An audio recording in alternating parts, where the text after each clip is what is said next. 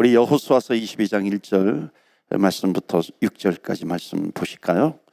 그때에 여호수아가 르벤 사람과 갓 사람과 므낫세 반 지파를 불러서 그들에게 이르되 여호와의 종 모세가 너희에게 명령한 것을 너희가 다 지키며 또 내가 너희에게 명령한 모든 일에 너희가 내 말에 순종하며 오늘까지 날이 오래도록 너희가 형제를 떠나지 아니하고 명령하신 그 책임을 지키도다. 이제는 너희 하나님 여호와께서 이미 말씀하신 대로 너희 형제에게 안식을 주셨으니 그런즉 이제 너희는 여호와의 종 모세가 요단 저쪽에서 계준 너희의 장막으로 돌아가되 오직 여호와의 종 모세가 너희에게 명령한 율법을 반드시 행하여 너희의 하나님 여호와를 사랑하고 그의 모든 길로 행하며 그의 계명을 지켜 그에게 친근히 하고 너희의 마음을 다하여 성품을 다하여 그를 섬길지니라 하고 여호수아가 그들에게 축복하여 보내며 그들이 자기 장막으로 갔더라. 아멘. 하나님의 말씀입니다. 오늘도 하나님의 말씀에 더 은혜 받으시고 새 힘을 얻으시고 또 찬양하고 또 기도할 때 하나님의 응답이 있는 그런 귀하고 복된 시간이 되기를 바랍니다. 세상에는 오해라고 하는 것이 있잖아요. 이해가 있고 오해가 있습니다. 그 오해 때문에 이제 싸우기까지 하고 또 오해가 반복이 되면 정죄하기도 하잖아. 뭐 예의가 없는 놈 그러면서 이제 막 욕하잖아. 이상하고 뭐 나쁜 놈 이러면서 정죄하게 됩니다. 그러니까 오해라고 하는 것이 큰 또 이 갈등과 심하면 이렇게 싸움까지 하게 됩니다. 오해 성경에도 보면 오해하는 그런 일들이 많이 있습니다. 대표적으로 한나가 성전에서 간절히 기도할 때 왜 술 지정하냐, 술 취했다 이렇게 막 제사장이 오해하기도 합니다. 자, 제가 왜 이 말씀을 드리냐면 오늘 여호수아서 22장 말씀은 이스라엘 백성이 요단강을 중심으로 해서 요단 동쪽에서 이 요단강을 건너서 요단 서쪽으로 가면은 이제 가나안 땅이 나옵니다. 지금 배경은 뭐냐면 가나안 땅을 이미 다 정복을 했어요. 그리고 이스라엘은 12지파를 중심으로 해서 이루어지잖아요. 땅을 다 이렇게 분배합니다. 여호수아서의 아주 핵심적인 그런 내용들이죠. 그런 가운데 이제 진행하는 건데 12지파가 있는데 서쪽이 가나안 땅인데 이 동쪽에 정착한 지파가 있어요. 아세요? 어느 지파일까요? 르우벤 지파, 또 갓 지파, 또 므낫세 지파. 근데 므낫세는 하프만이에요. 반. 그래서 므낫세 반. 그 다음에 르우벤, 갓 지파가 동쪽에 정착을 합니다. 원래 이제 동쪽을 이제 분배 받아가지고 이제 가나안 땅을 같이 건너가지고 전쟁에는 참여를 합니다. 여러분, 이게 모든 게 은혜라고 하는 거죠. 지난주에 그 12개 지파 땅 분배하고 레위 지파 사람들이 이제 거주할 성읍도 마련을 합니다. 이 모든 게 은혜라고 하는 것이죠. 그리고 은혜는 멈추지 않고 반드시 흘러가야 됩니다. 흘러가지 않으면 막히게 되고 고이게 되고 썩게 됩니다. 그래서 은혜는 너무나도 좋은 것인데 은혜를 잘 사용을 해야 하는 겁니다.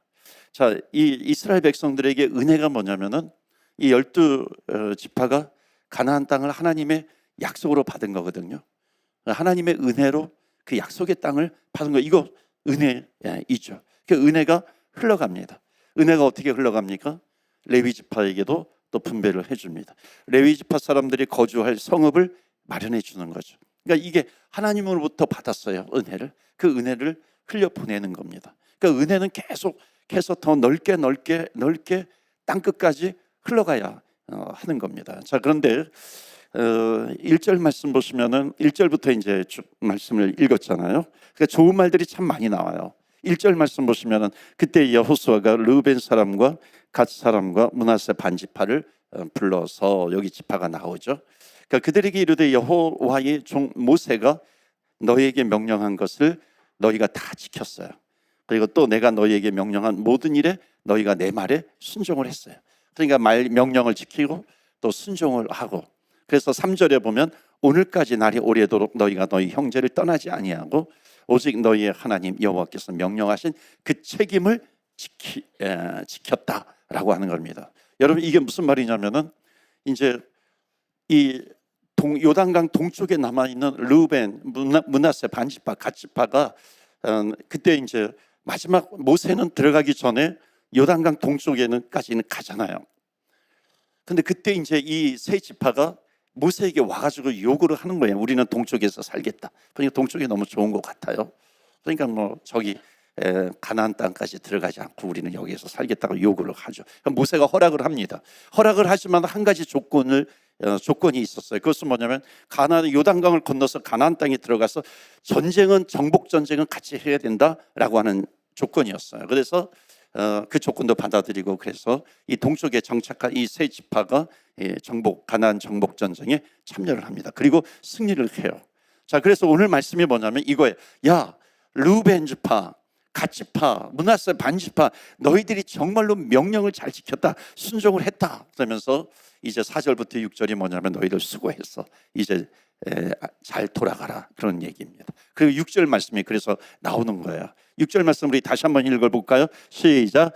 여호수아가 그들에게 축복하여 보내매 그들이 자기 장막으로 갔더라. 그러니까 너희들 다시 요단강을 건너서 동쪽으로 가. 너희들이 원래 요구했던 그 땅으로 가. 그리고 거기에서 정착해서 살아. 우리 같이 가나안 땅 정복 전쟁에 참여해 주어서 고맙다.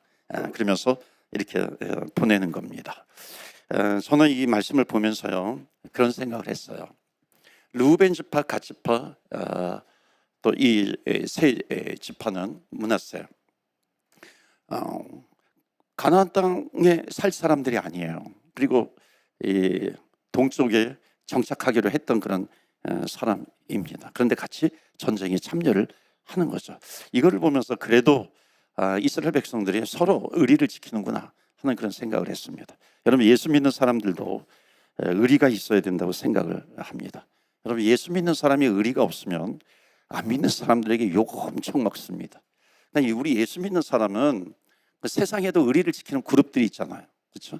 이 어깨들이죠, 어깨들. 또 뭐 갱스터, 조폭들.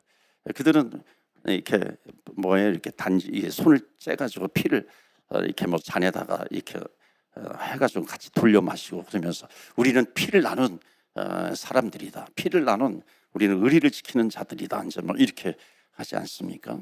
여러분, 어찌 보면 세상적인 의리라고 치부할 수 있지만 예수 믿는 사람들의 의리는 세상의 의리보다도 수준이 높아야 됩니다. 더 훨씬 더 잘 지키는 의리를 가지고 있어야 하는 거죠. 친구들 사이도 마찬가지고요. 또는 뭐 남자끼리 여자끼리의 의리가 있어야 하는 겁니다. 여러분, 그들은 그냥 뭐 갱스터들, 조폭들은 자기들의 피를 째가지고 그것을 돌려 마시기도 하지만 우리는 예수 그리스도의 피가 있잖아요. 오늘도 우리가 찬양을 했는데 예수 그리스도의 피, 그러니까 예수 그리스도의 피로 구원받은 하나님의 백성들, 동지들이죠. 그리고 하나님 나라 확장을 위해서 함께 열심히 확장을 위해서 싸워가는 동지들이고 전우들입니다. 그러니까 이 땅의 모든 그리스도인들은 복음을 들고 함께 주의 나라를 위해서 행진해야 되는 것.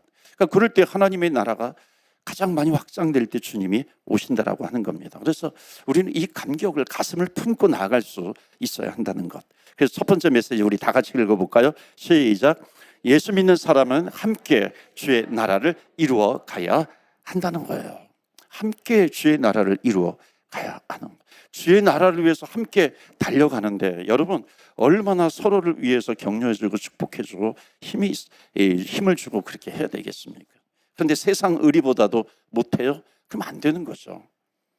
저는 여호수아서 22장 이 앞부분을 보면서 참 하나님의 약속 앞에 죽음의 전쟁을 같이 치르면서 임무를 다 마쳤잖아요. 그리고 이게 돌아가는 이 장면을 보면서 여호수아의 마음이 얼마나 뿌듯했을까. 또 천국에 있는 이 모세가 또 볼 때 얼마나 또 뿌듯했을까 하는 겁니다. 어찌 보면 자기가 분배받은 땅도 아니잖아요. 이 세 지파는 요단강의 동쪽에 분배를 받았어요. 자기가 분배받은 땅도 아닌데 목숨 걸고 같이 싸워주는 겁니다. 얼마나 귀합니까? 그래서 우리 예수 믿는 사람들은 정말 주님 앞에 우리가 같은 형제 자매 의식, 자매다라고 하는 것을 가지고 살아가야 한다는 것을 말씀하고 있습니다. 여러분 한번 옆에 분 한번 보시겠어요? 옆에 사람 한번 보세요. 옆에 사람 보시면 여러분 한번 답답하십니까? 아니면 기분이 좋으십니까? 여러분 옆에 사람들을 보시면 어때요? 한번 여러분 옆에 분들에게 한번 좀 인사 좀 해주세요. 당신을 보니까 눈물이 납니다. 한번 이렇게 해보세요. 당신을 보니까 눈물이 쏟아집니다. 여러분 우리가 왜 눈물이 쏟아져야 되냐면 함께 주의 나라를 이루어가는 겁니다.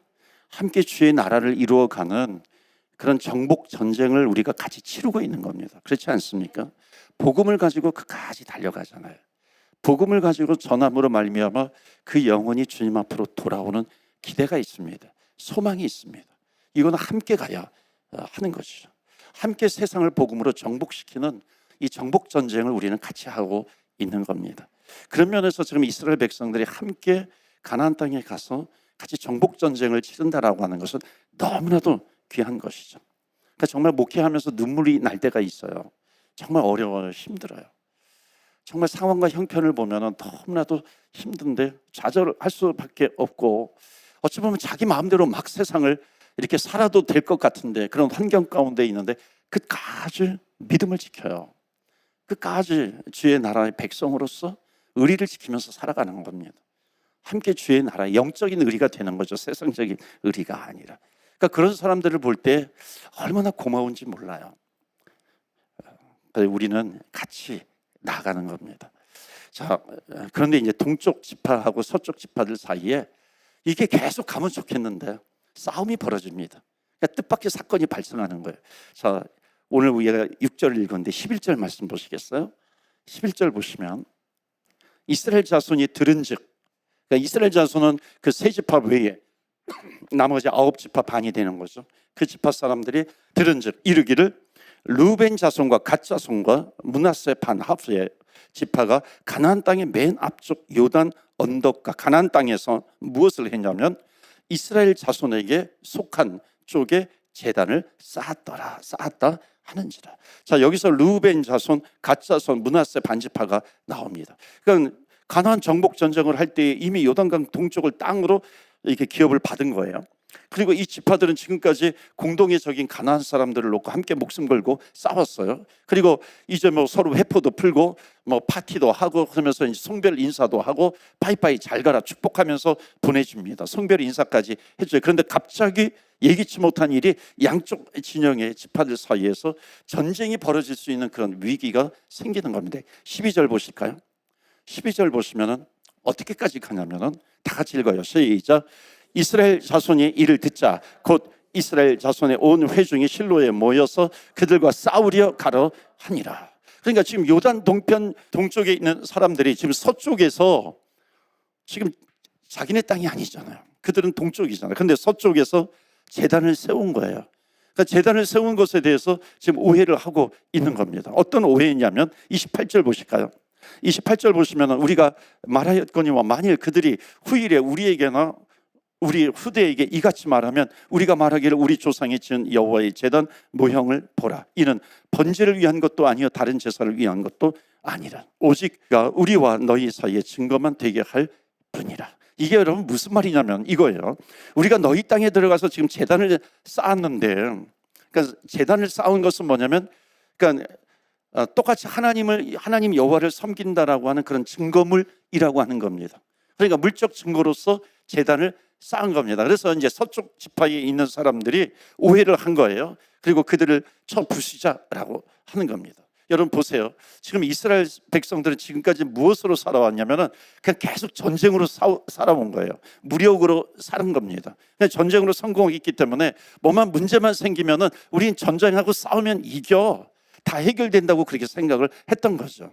그래서 동쪽 지파의 제단 건립 소식을 듣고서 제일 먼저 생각한 것이 무엇이겠어요? 싸운다는 거죠. 전쟁한다는 것이죠. 여러분 제단을 설립했다라고 하는 것이 무슨 뜻이냐면 제단을 침략을 했어요. 땅을 침략했고 그 제단을 건립했다라고 하는 것은 뭐냐면은 어떤 뜻이냐면 이것은 우리 땅이다라고 하는 거예요.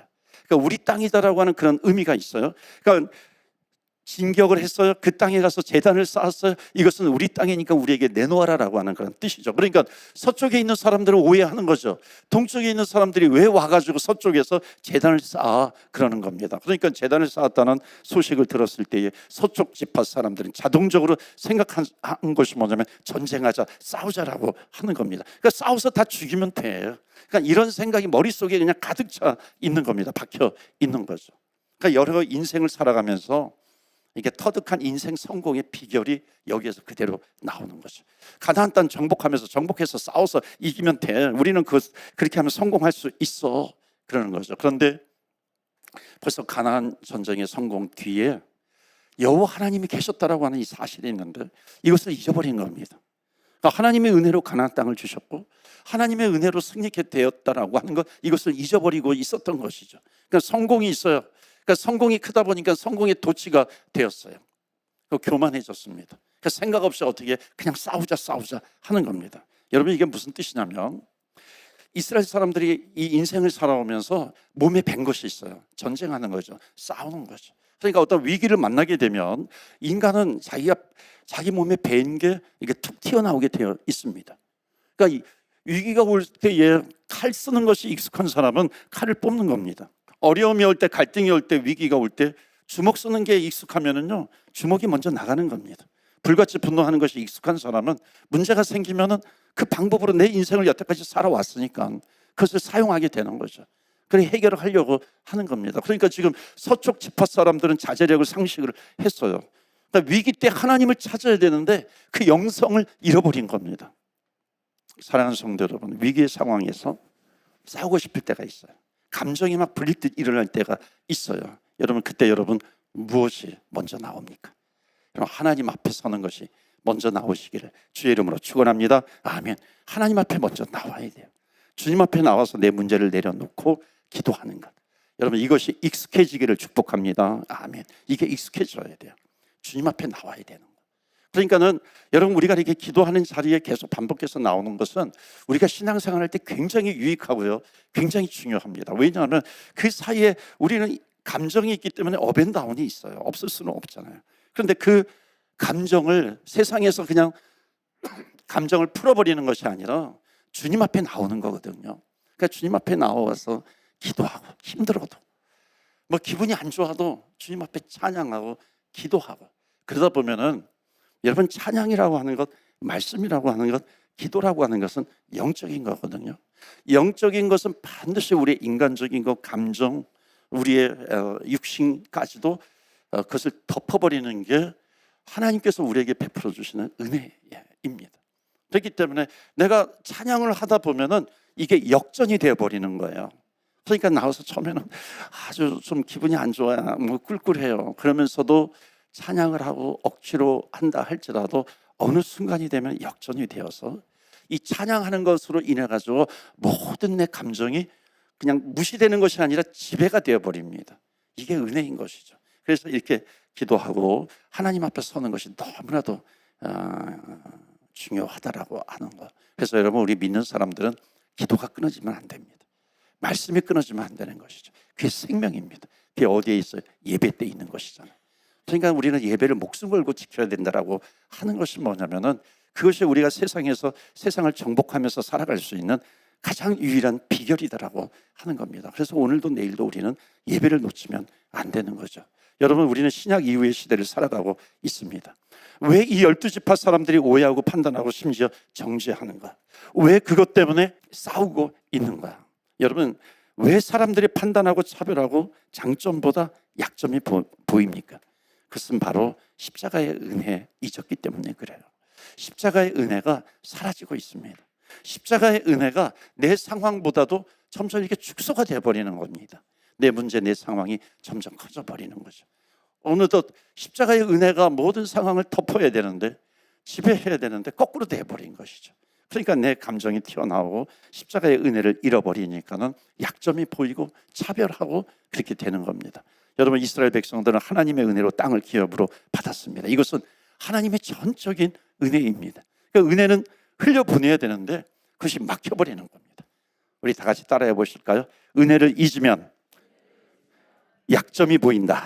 은혜를 잊으면 약점이 보인다라고 하는 겁니다. 그래서 여러분, 은혜를 잊으면 자기의 죄보다도 남의 죄가 더 커 보이는 겁니다. 그러니까 판단하게 되는 거죠.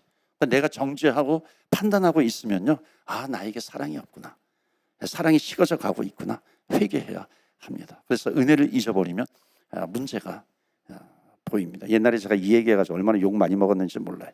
은혜를 잊으면 허리 사이즈가 보인다, 이 얘기해가지고 얼마나 제가 곤욕을 치렀는지 모릅니다. 무슨 허리 사이즈가 보일까요? 여러분, 은혜를 잊으면 사람들의 약점이 보이게 되어 있습니다. 은혜를 잊으면요, 봐야 될 것, 정말로 봐야 될 것을 봐야 되는데 봐야 될 게 보이지 않아요. 왜? 하나님의 은혜로 이게 덮어져 버려 있어요. 감춰져 버려 있어요. 그래서 우리는 하나님의 은혜 없이는 살아갈 수 없는 겁니다. 하나님의 은혜가 아니면 자꾸만 이 감정이 튀어나오게 되어 있어요.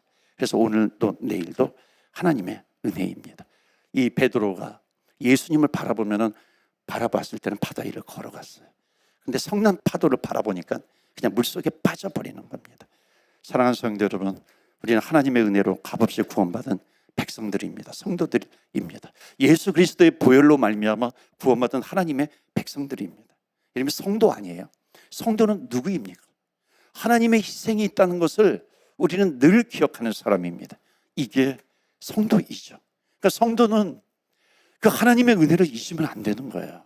성도는 하나님의 은혜를 끝까지 기억을 해야 합니다. 십자가의 은혜이죠. 우리가 구원을 그냥 거저 얻은 것이 아니죠. 우리는 공짜로 받은 선물이라고 얘기하고 선물 같지만 그 선물 안에는 예수 그리스도의 희생이라고 하는 엄청난 그 고통, 대가, 그것이 담겨져 있는 겁니다. 숨겨져 있는 거죠. 우리가 성도이죠.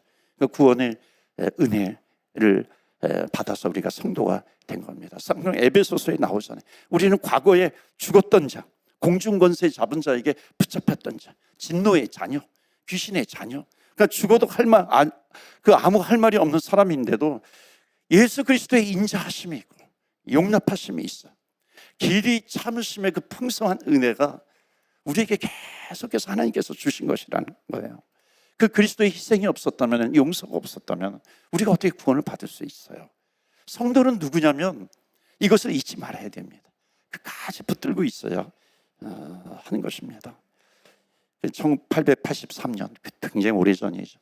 1883년 그 테네시 의과대학을 이게 있었는데 거기에서 개교한 이래에 가장 최우수 그 성적으로 졸업한 청년이 있어요. 존 헤론이라고 하는 청년인데요.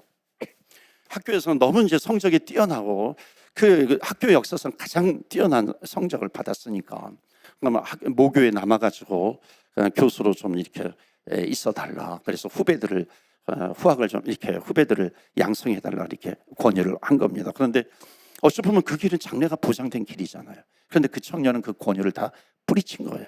뿌리칠 수밖에 없었던 것이 뭐냐면 어느 날 기도할 때 의료 선교사로 이렇게 헌신하기로 결정을 한 겁니다. 자기를 바치기로 한 거죠. 의료 선교사로.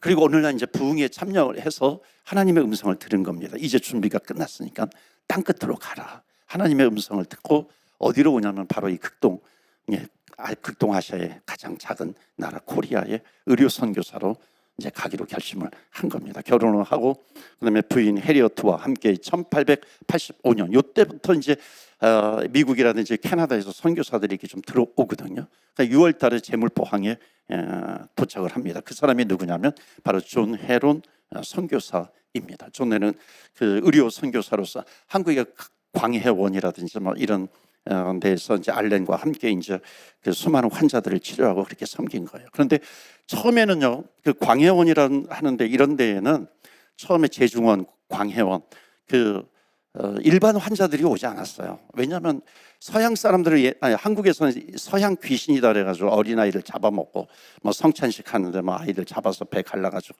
자기들에게 피를 나눠 먹고 하는 이런 아주 흉흉한 소문들이 있어요. 그래서 이 서양 선교사들한테 쉽게 가지 못했습니다. 그러니까 쉽게 간 사람들 누구냐면 초기에는 아주 이렇게 좀 버림받은 사람들, 소외된 사람들, 또 이약저약 다 써보다가 안 되어서 이제 최후로 이제 광해원을 있는 선교사들을 찾아가게 된 거죠. 그때는 이 콜레라라고 하는 전염병이 창궐을 했습니다.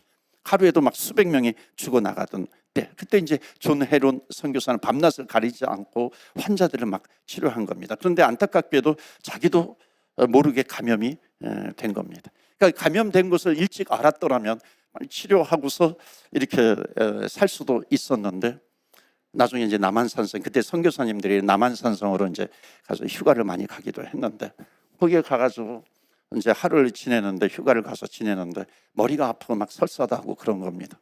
콜레라 걸린 줄 모르고 그냥 음식이 뭐 잘못되어서 그런 줄 알고 나중에 이제 광해원에 와서 이렇게 다시 돌아와서 환자들을 아픈 몸 가지고 치료하다 그냥 거기서 쓰러져 버렸죠. 그래서 34세라고 하는 젊은 나이에 아내와 아이를 두고 이 땅에서 이제 하늘나라로 간 겁니다. 자, 그런데 중요한 것은 이거였어요. 이분이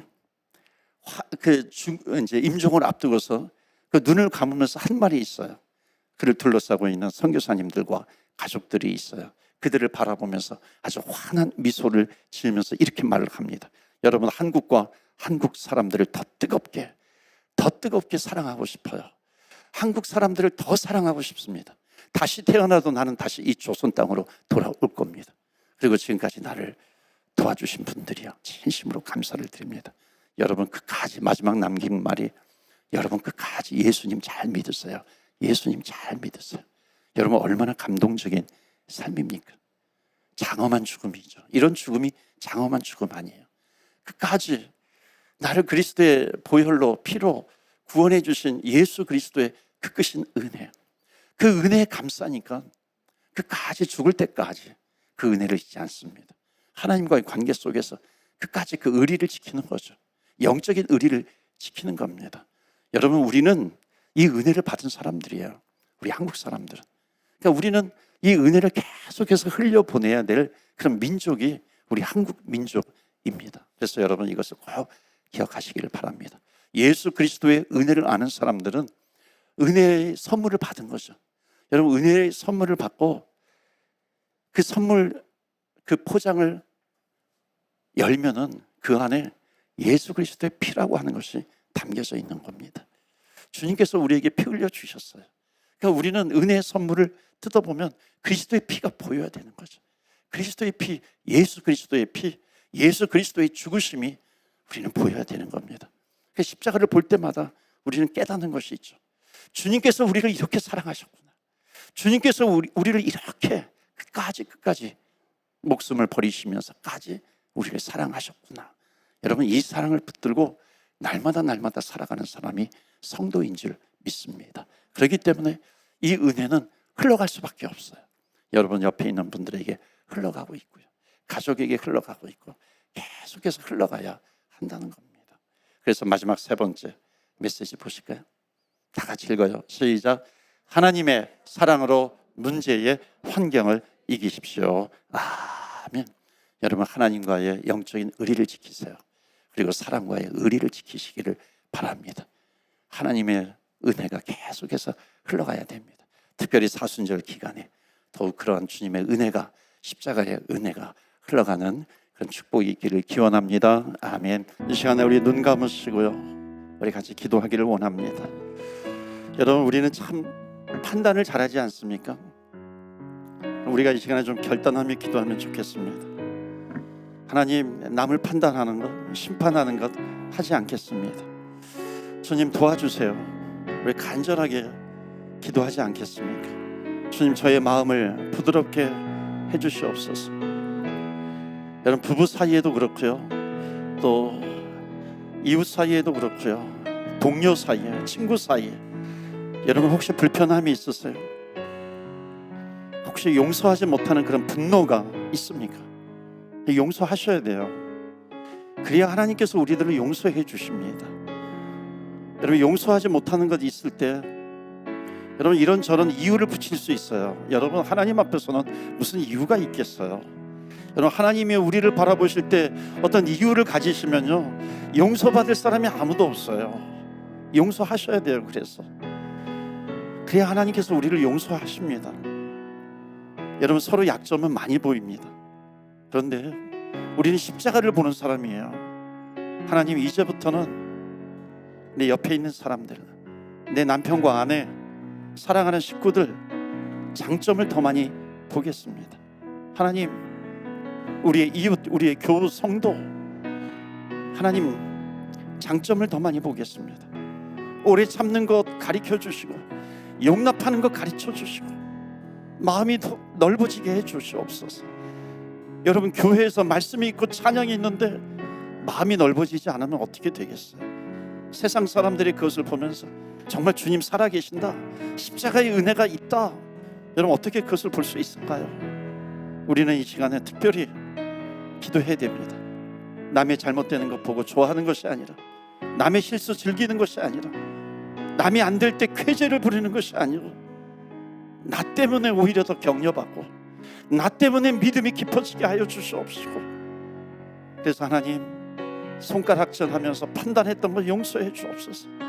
십자가의 은혜를 베풀어 주시고, 십자가의 보혈이 이 시간에 우리 기도하는 현장 가운데 가득하게 하여 주셔서, 하나님이 우리들을 참아주신 것처럼 저희들을 용서해 주시고, 아버지 십자가를 더 붙들고 나아가게 하여 주옵소서. 우리 같이 기도하면서 나아가겠습니다. 우리 다 같이 주님의 이름에 능력이 있습니다. 우리 주의 이름 부르며 기도하며 나아갑니다. 주여